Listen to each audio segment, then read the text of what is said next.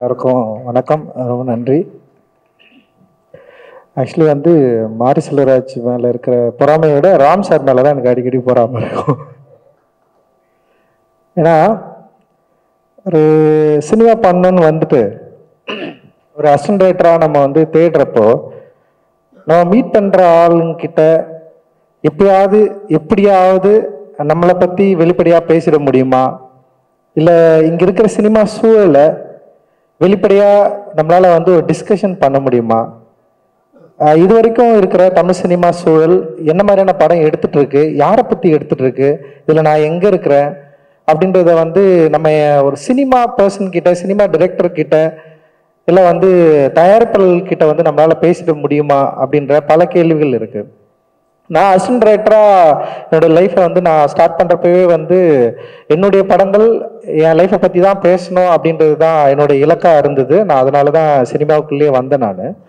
But ஆனால் சினிமாக்குள்ளே நான் அந்த என்ன சொல்கிறது, இந்த ரீடிங், அப்புறம் சிறுபத்திரிக்கை படிக்கிறது, இல்லை இங்கே இருக்கிற மாஸ்டர்ஸை பற்றி பேசுகிறது, ஆல்ரெடி படம் பண்ண மாஸ்டர்ஸ் பற்றி பேசுகிறது, ஒரு சென்சிட்டிவான இல்லை ஒரு ஃபிலிம் மேக்கிங்கை பற்றி டிஸ்கஸ் பண்ணுறது அப்படின்ற ஒரு ஏரியாவே தேடி தேடி கண்டுபிடிக்க வேண்டிய இடமா தான் இருந்தது ஆக்சுவலி.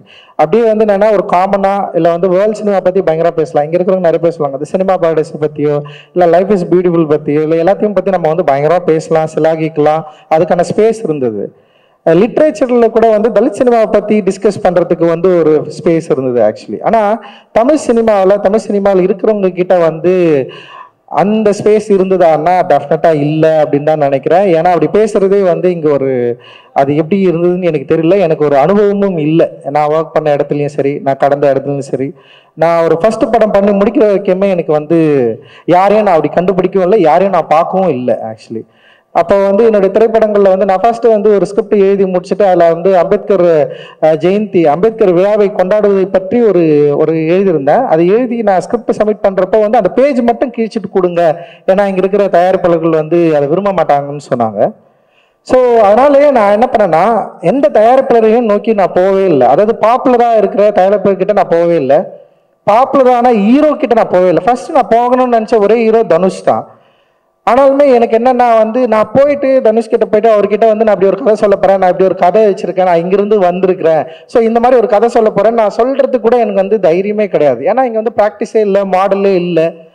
சரி, இதை எப்படி ஹேண்டில் பண்றதுன்னு எனக்கு தெரியல. அதனால நான் என்ன சொன்னேன், என்ன நினைச்சேன்னா புது ப்ரொடியூசர்களை நோக்கி நகர்ந்தேன். ஏன் படமே பண்ணாத ஆட்கள் கிட்ட போயிட்டு நம்ம பேசலாம், படமே பண்ணாத ஆட்களை நம்ம மீட் பண்ணலாம். ஸோ அப்படி ட்ரை பண்ணி தான் நான் ஒரு ப்ரொடியூசர் கண்டுபிடிச்சேன். அதுக்கு முன்னாடி நிறைய பேர் நான் மீட் பண்ணேன், நிறைய பேர்கிட்ட பேசினேன், நிறைய பேர் கதை கேட்டாங்க, சில பேர் இதை புரிஞ்சுக்கிட்டாங்க. நிறைய இடங்களை நான் மறைச்சி தான் நான் சொல்ல வேண்டியதாக இருந்தது. ஆனால் என்னோட திரைப்படம் எடுக்கிறப்போ நான் இதை நான் மறைக்காம நான் யாருன்றது சொல்லணும் அப்படின்றது ஒரு பெரிய வாண்டிங் எனக்குள்ளே இருந்தது. ஸோ நான் அப்படிதான் என்னுடைய திரைப்பயணத்தை நான் ஆரம்பித்தேன்.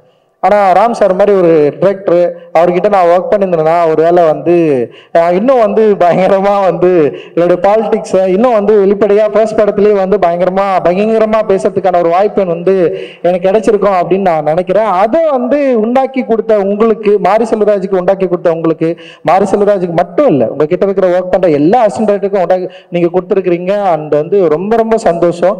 ஏன்னா ரொம்ப சாதாரண விஷயம் கிடையாது. ஒரு டிரெக்டர் தான் கிட்ட இருக்கிற பசங்களை படிக்க வைக்கிறது, படிப்பு நோக்கி நகர்த்துறது, அண்ட் படிப்பு மட்டும் இல்லாம நிறைய சாகச வேலையை செய்ய வச்சிருக்கிறீங்க.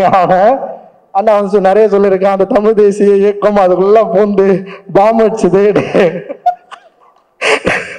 அப்படி இல்லை, அது ஒரு கதைன்னு வச்சுக்க.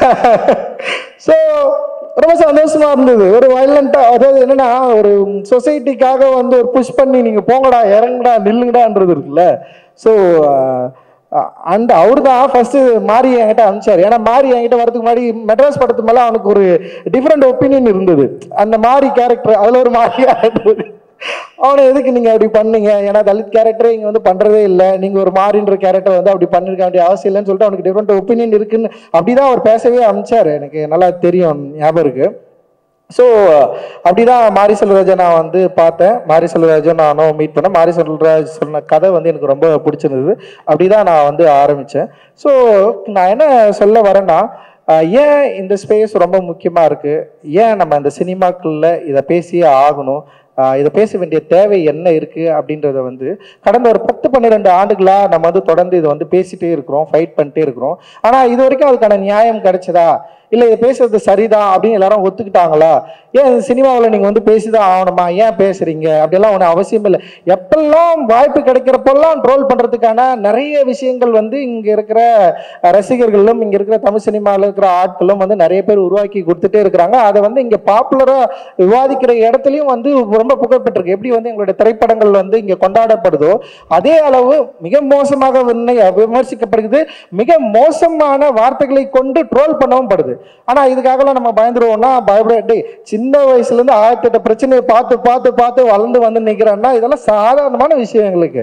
நான் தான் சொல்றேன், நான் மாரி செல்வராஜ் மேலாம் எனக்கு தைரியம் எல்லாம் கிடையாது. மாரி செல்வராஜ் அவனோட பெயின் அவனால சொல்ல முடியுது, நான்லாம் சொல்லவே முடியாது. என்னால எனக்கு சொல்ற தைரியம் கிடையாது. ஏன்னா வந்து நான் ஃபர்ஸ்ட் முடிவு பண்ணதே வந்து என் பெயினை நான் சொல்லக்கூடாது. என்னுடைய இந்த சமூகம் எனக்கு உருவாக்கி கொடுத்த இறுக்கத்தை, இந்த சமூகம் என் மேல் சுமத்திய அந்த சுமையை வந்து நான் வேற யார் மேலேயும் சுமத்திடக்கூடாதுன்னு சொல்லிட்டு நான் வந்து தப்பிச்சு அப்படியே ஓடுவேன். ஏன்னா எனக்கு அது பயம், எனக்கு ரொம்ப பயம் எனக்கு. ஏன்னா எங்கள் அப்பா அம்மா பேசுகிற சீன் எடுத்தாலே நான் பயங்கர எமோஷனல் ஆகிடுவேன். என் அப்பாவும் அம்மாவும் உட்காந்து ஒரு சீனை வந்து நடிக்க, அந்த மாதிரி ஒரு சீனை நான் எழுதிட்டேன். லைக் அட்டகத்தி படம் எடுத்துட்டு ஒரே ஒரு சீன் எடுத்ததுக்காக தான் நான் பயங்கர சந்தோஷப்பட்டேன். அது என்னன்னா எங்கள் அப்பாவுக்கு வந்து எங்கள் அம்மா ஊட்டுவாங்க. அதில் அவருக்கு அப்பாவுக்கு வந்து அம்மா வந்து ஊட்டுவாங்க சாப்பாடு வந்து. அப்பா அவர் குடிச்சிட்டு வந்து கத்திட்டே இருப்பாரு, அம்மா உட்கார வச்சு வந்து அப்படியே சாப்பாட்டை கலக்கி வந்து வாயில ஊட்டுவாங்க. அப்போ பின்னாடி ஒரு பையன் என்ன பண்ணுவானா, படிச்சுன்னு இருப்பான், அவன் கத்துவான், நான் படிச்சுட்டு இருக்கிறேன், நீங்கன்னா வந்து 2 பேரும் என்ன பண்ணுறீங்கன்னு. அப்போ அம்மா வந்து என் பையனை திட்டுவாங்க, ஆட்டனா நீ படிச்சவனே கீழ்கவனா அப்படின்னு சொன்னோடனே வந்து உடனே அப்பா வந்து அம்மாவை அடிக்க போவார். அதாவது பையன் படிக்கிறான், அவனை எதுவும் சொல்லக்கூடாது, பச்சாதான் கடவுள்னுவாரு. எங்க அப்பா அடிக்கடி அந்த டைலாக் என்கிட்ட சொல்லுவாரு. ஸோ அந்த சீனை எடுத்ததுக்காக நான் போயிட்டு உட்காந்து அழுதுனேன் நான். ஏன்னா வீட்டில் நடக்கிற ஒரு எமோஷ்னலா ஒரு சின்ன விஷயம் அதை எடுக்கிறதுக்கே என்னால் வந்து முடியாது. ஆனால் மாரி செல்வராஜ் வந்து அவனுடைய ஃபர்ஸ்ட் படத்தில் வந்து ரொம்ப பெயினான ஒரு படத்தை எடுத்துட்டா. நான் கேட்டேன், டேய் இவ்வளோ பெயினா ஒரு படம் எடுக்கிறியோ, ஓகேவாடா, அவங்க சுற்றி இருக்கிறவங்களாம் அவன் என்னடா சொல்ல போறாங்க அப்படின்னு நான் கேட்டேன் நான். பட் ஆனால் வந்து அவனுக்கு அந்த அதை எடுத்து காட்டுறதில்ல, எடுத்து பார்க்கறதில்ல, அதை வந்து மக்கள்கிட்ட வந்து ப்ரெசென்ட் பண்றதில்ல. அவனுக்கு ஒரு பெரிய ஒரு வேட்கை இருக்கு. அந்த வேட்கையுடைய ஒரு தொடர்ச்சியாக தான் அவனுடைய படங்களை நான் பார்க்குறேன், அவனோட ஒர்க் ஆஃப் ஆர்ட்டை நான் பார்க்குறேன். அண்ட் வந்து மாரி செல்வராஜுக்கு பெரிய பலமே கதை சொல்றது தான் நான் நினைக்கிறேன். ஒரு கதையை எவ்வளவு எளிமையா சொல்ல முடியும் அப்படின்றது தான். இப்போ நான் கூட பேசுறப்ப கூட நான் ரொம்ப படபடப்பா அப்படியே பேசுவேன். என்னால் வந்து ஒரு விஷயத்த வந்து சொல்லி புரிய வைக்க கூட முடியாது. ஆனால் மாரி செல்வராஜ் ரொம்ப நிதானமா அவனுடைய மொழியை ரொம்ப நிதானப்படுத்தி ஒரு கதையை வந்து சொல்லி அது மக்கள் கிட்ட கொண்டு போய் சேர்த்து அது வந்து ஒரு ஜனரஞ்சகமான ஒரு மக்கள் கிட்டையும் வந்து அதை பேசு பொருளை ஆக்குற வல்லமை வந்து மாரியோட மொழியில இருக்கிறத நான் வந்து உண்மையிலேயே பிரமிப்பா பார்க்குறேன். அது வந்து அது ஒரு சாய்ஸ் தான் நான் நினைக்கிறேன். அவனுக்கு வந்து பல விதமா இருக்கும், ஆனா ஒரு சாய்ஸ் அவன் தேர்ந்தெடுத்திருக்கான். இந்த மொழியை நம்ம இப்படிதான் சொல்லணும், இந்த மாதிரி சொன்னா மக்கள் வந்து இதை வந்து அக்செப்ட் பண்ண முடியும் அப்படின்ற மாதிரி அவன் வந்து டிசைட் பண்ணி ஒரு லாங்குவேஜை டிசைட் பண்ணி சொல்ல ட்ரை பண்றான். அப்படிதான் நான் அவனுடைய திரைப்படங்களை பார்க்குறேன்.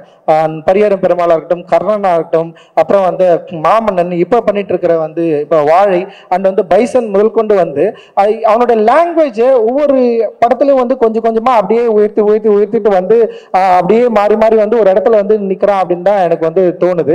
இன்னும் வெளிப்படையா அவனுடைய வாழ்க்கையை பற்றி பேசுவதற்கு வாழை மூலமா முன் வந்திருக்கிறான். நான் இன்னும் படம் பார்க்கல, என்னை படம் பார்க்க சொல்லி ரொம்ப நாளாக கேட்டுகிட்டே இருக்கிறான். 20,000 பார்க்குறேன் நான் சொல்லிட்டே இருந்தேன். அண்ட் வந்து நான் ட்ரெய்லர் பார்த்தேன், எனக்கு ரொம்ப கொஞ்சம் பயமாக கூட இருக்கும். அவன் வந்து ரொம்ப கொடுமையாக வந்து சில விஷயங்கள்லாம் காட்டுறப்போ எனக்கு நான் கேட்பேன், டே ஏன்டா இது. இப்போ மாறி மேலே இன்னொரு விமர்சனம் வைப்பாங்க.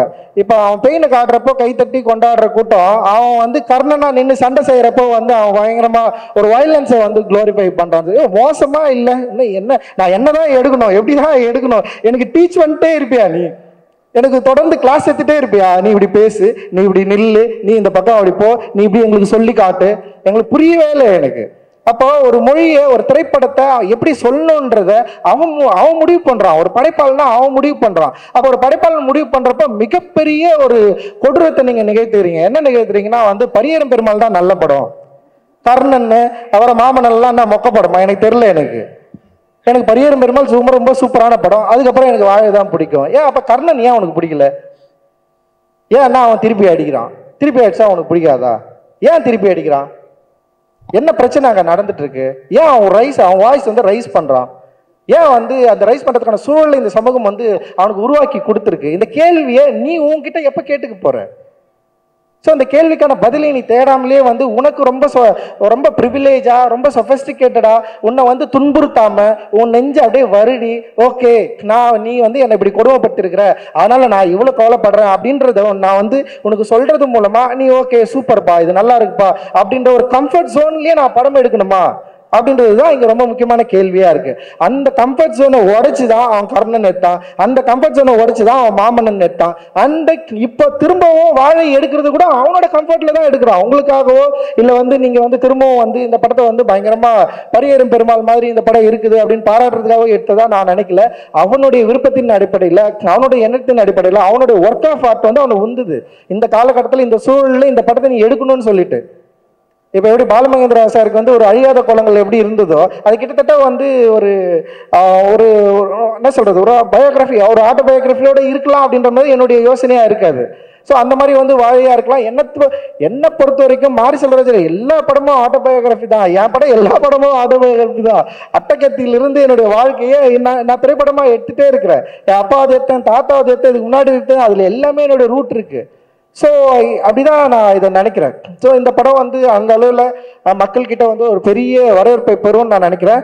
ஆனால் மாரி செல்வராஜ் இருக்கிற மாதிரி வேற லெவலில் எல்லா டைரக்டருக்கும் படம் காட்டி வேற வழியால நீங்க இதை பேசிதான் ஆகணும்னு சொல்லிட்டு பேச வச்சு லைக் ரொம்ப ரொம்ப ஆச்சரியமா இருக்கு. எனக்கு ரொம்ப கூச்சமா இருக்கும் யாருக்காவது மெசேஜ் பண்ணி கேட்கறது கூட வந்து அவங்க ஏதாவது நம்ம படம் பார்த்துட்டு நல்லா இருக்கா நல்லா இல்லையா அட்லீஸ்ட் வந்து ஒரு விமர்சனம் சொல்லுவாங்க கூட நம்மளாம் எதிர்பார்த்துருக்கேன். நான் ஒரு அட்டகத்தி படத்துக்கு அப்புறம் வந்து நான் இவ்வளவு படம் எடுத்திருக்கேன்னு வச்சுங்களேன், ஒரு சின்னதா வந்து நம்ம படம் நமக்கு பிடிச்ச இயக்குனர்கள் கூட சொல்றேன், ஒரு சின்னதா ஒரு நல்லா இல்லைன்னு கூட சொல்லிட்டோம், எனக்கு பிரச்சனையே இல்லை, இப்பா இந்த படம் எடுத்திருக்கப்பா எனக்கு பிடிக்கலப்பா நீ இப்படி பண்ணிருக்கலாம்ப்பா அப்படின்னு ஒரு சின்ன டிஸ்கஷன் கூட இங்க யாரும் அவ்வளவு ஈஸியா வந்து இங்க தயாரா இல்லை.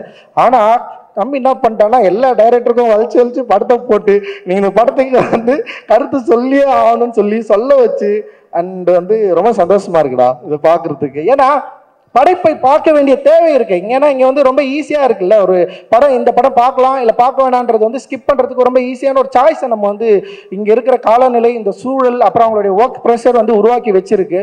ஸோ அது என்ன ஆகுதுன்னா வந்து விமர்சன மதிப்பீட்டுல வந்து ஒரு ஒர்க்கை வந்து வேல்யூ பண்ணாம ஒரு ஒர்க்கை பார்க்காமலே வந்து அதை வந்து இல்லை நான் பார்க்கல அப்படின்னு சொல்லிட்டு ஒதுங்கி போறது இருக்குல்ல. ஸோ அது இங்க நடக்குது. நான் இல்லைன்னு சொல்ல, எல்லா படங்களும் எல்லா டைரக்டரும் அப்படின்னு நான் சொல்லலை, சில பேர் வந்து நம்ம விரும்புகிற ஆட்கள் அப்படி இருக்கிறத நம்ம வந்து பார்க்க முடியுது. ஸோ அது எனக்கு சில டைம் வந்து கொஞ்சம் யோசனையா இருக்கும். ஆனால் இந்த படத்தை வந்து அவன் என்ன பண்றான்னா, அதாவது தத்துவங்கள் பால் ரைட்டு தப்பு அப்படின்லாம் இல்லை, இங்க ரைட்டு லெஃப்ட் அது மாதிரி எதுவுமே இல்லாமல் எல்லா டைரக்டர்கிட்டையும் காட்டி இந்த படத்தை வந்து அவங்களுக்கு என்ன உணர்வை உருவாக்கி கொடுத்துருக்கு அப்படின்றத வந்து அவன் காட்டினது, அவங்க பார்க்க வச்சது அப்படின்றது ரொம்ப முக்கியமானது. பார்க்கணும், படத்தை பார்க்கலன்னா இது இந்த லைஃப் என்னன்றதே வந்து எல்லாருக்கும் தெரியாம போகும்ல. நிறைய பேர் வந்து நம்ம வந்து படம் பார்க்கறதே இல்லை அப்படின்றது தான் இங்கே ஒரு பிரச்சனையா இருக்கு. ரொம்ப அது சொல்ல வேணாம்னு நினைக்கிறேன், சரி ஓகே விட்டு. ஏன்னா ஒரு டைரக்டர் தான் ரொம்ப பிடிக்கும், ரொம்ப நாளாக அவர் என்ன பண்றாருன்னா படம் பார்த்துட்டாரு, ஆனால் அந்த நான் உன் படம் பார்த்துட்டேன்னு கூட சொல்ல மாட்டேன்றாரு அவர். ஆனால் அவர் ஏன்னா எனக்கு நல்லா தெரியுது, எனக்கு அவங்க கூட படம் பார்த்தவங்களே என்கிட்ட சொல்கிறாங்க. பட் ஆனால் அந்த டைரக்டரே உட்கார பார்க்க வச்சு அவர் ஒன்று பார்த்து எடுத்து போட்டிருக்கான் சமமான்றது. ஸோ இது மாதிரி எல்லாம் நிறைய வேலைகளை வந்து பண்ணியிருக்கிறான். உண்மையே இல்லை, இது வந்து நான் விமர்சனத்துக்காக கேலி கிண்டலுக்காக இல்லைடா, ரொம்ப சந்தோஷமா சொல்கிறேன். நம்முடைய படைப்பை பார்க்க வேண்டிய தேவை இருக்குது. அந்த படைப்பை இப்போ வந்து என்னன்னா ஆடியன்ஸ் பார்க்குறாங்க இல்லைன்றது வந்து அவங்களுடைய சாய்ஸாக இருக்குது. ஸோ ஆனால் வந்து நம்முடைய என்ன சொல்கிறது, ஒரு ஒர்க் ஆஃப் ஆர்ட்டை இங்கே நிகழ்த்துறப்போ இங்கே ஒர்க் ஸ்பேஸில் இருக்கிற ஆர்டிஸ்ட்டுங்க இந்த படத்தை பார்த்து அவங்களுக்கு இது என்ன மாதிரியான யோசனைகளை விளைவுகளை உருவாக்குது அப்படின்றத வந்து அவங்க ஷேர் பண்ணுறது மூலமாக இது டெஃபினட்டாக இது வந்து நெக்ஸ்ட் லெவலுக்கு போகும். இந்த ஷேரிங் வந்து ரொம்ப ரொம்ப முக்கியமானதாக நான் வந்து பார்க்குறேன். அந்த வகையில் வந்து நிறைய பேர் வந்து அவங்களுடைய வித்தியாசமான உணர்வுகளை வந்து வெளிப்படுத்தினாங்க. குறிப்பாக அழகம் பெருமாள் வந்து பயங்கர எமோஷ்னலாக பேசினார். ரொம்ப அவர் அந்த மொழியில் அவர் இந்த படத்தை வந்து கனெக்ட் பண்ணிக்கிற விதத்தை வந்து அவர் வந்து பேசினது வந்து நான் பயங்கரமாக மூவ் ஆனேன். அண்ட் டெஃபினட்டாக வந்து அதே மாதிரி மக்களுக்கும் வந்து இந்த படம் வந்து ஒரு பெரிய ஒரு மகிழ்ச்சியையும் ஒரு கொண்டாட்டத்தையும் இதே பெயினையும் வந்து கொடுக்கும் அப்படின்னு வந்து நான் ரொம்ப சாலிடாக வந்து நம்புகிறேன்.